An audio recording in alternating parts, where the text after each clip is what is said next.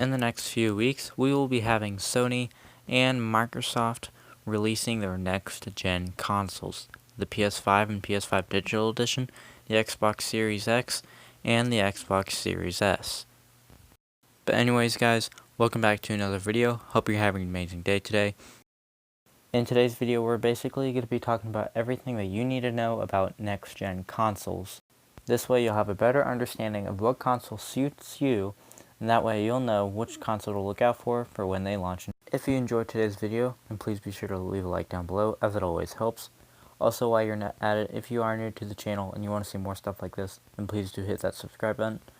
And to make sure that you'll see everything, please do turn on bell notifications. But let's go ahead and get started discussing next-gen consoles. So starting with PlayStation, the PS5 and the PS5 Digital Edition will both be launching on November 12th, with a later release date of November 19th in other countries. With specific details of what countries will be having their PS5 launch on what days, here's an image provided by PlayStation. With that out of the way, it is now time to talk about the PS5 specs. Now, not a lot of people are into this, however, I still want to show this for those who may be interested.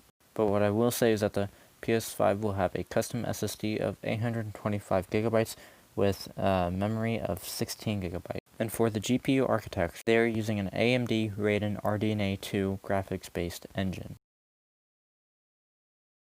The PS5's price will be at $500 or $499.99, while the PS5 Digital Edition will be at $400 or $399.99, so only $100 difference. I also want to add that the difference between the PlayStation 5 and the PlayStation 5 Digital Edition is at their disk drive. So obviously the regular PlayStation 5 has one and the Digital Edition doesn't. That is the only difference.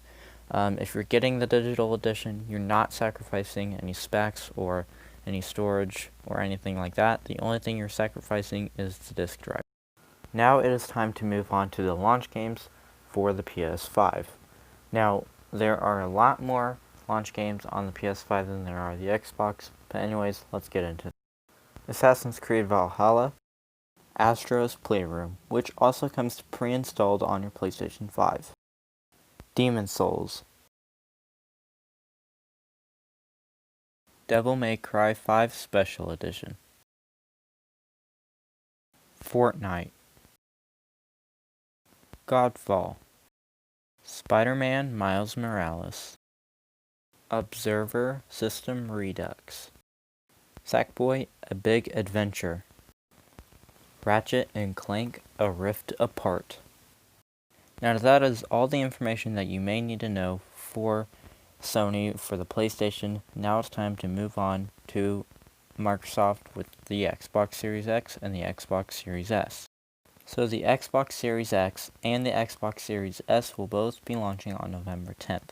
The Xbox Series X will be $499.99 or $500, and the Xbox Series S will be $299.99 or $300.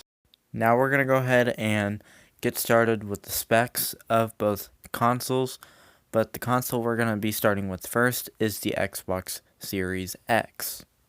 So if you want to pause this and look at this, you can. And again, this is for the Xbox Series X, not the S, which we will look at in a moment.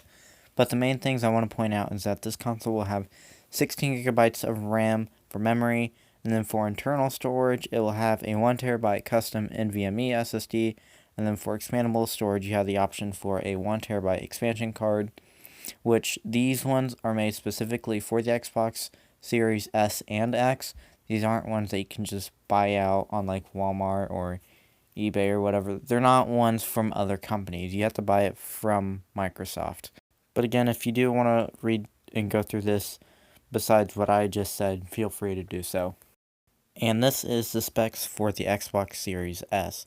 Again, if you want to look at the stuff, please feel free to pause this. However, the main things I want to point out is that the Xbox Series S, unlike the X, will have 10 gigabytes of RAM instead of 16, and will only have 512 gigabytes of SSD compared to the Series X 1 terabyte. But for expandable storage, you can still get that 1 terabyte expansion card. So the ones that are available for Series X will also be compatible for Series S as well. So even though you may only buy a console with 512 gigs, you can still get that added benefit of getting the 1 terabyte card. Now with the specs out of the way for the Xbox Series S and Xbox Series X, it is now time to move on to the launch games. Assassin's Creed Valhalla, Dirt 5, which is also going to be available on PS5 as well,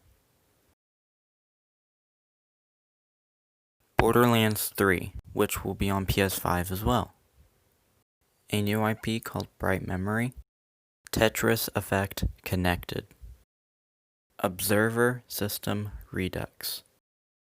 And that is everything that you need to know about all 4 consoles. Let me know which one you're getting down in the comments below. But if you did enjoy today's video, then please be sure to leave a like down below, as it always helps. And as well, please don't forget to subscribe to the channel if you are new and you want to see more of this stuff. And when you do, turn on bell notifications to be notified of when I upload.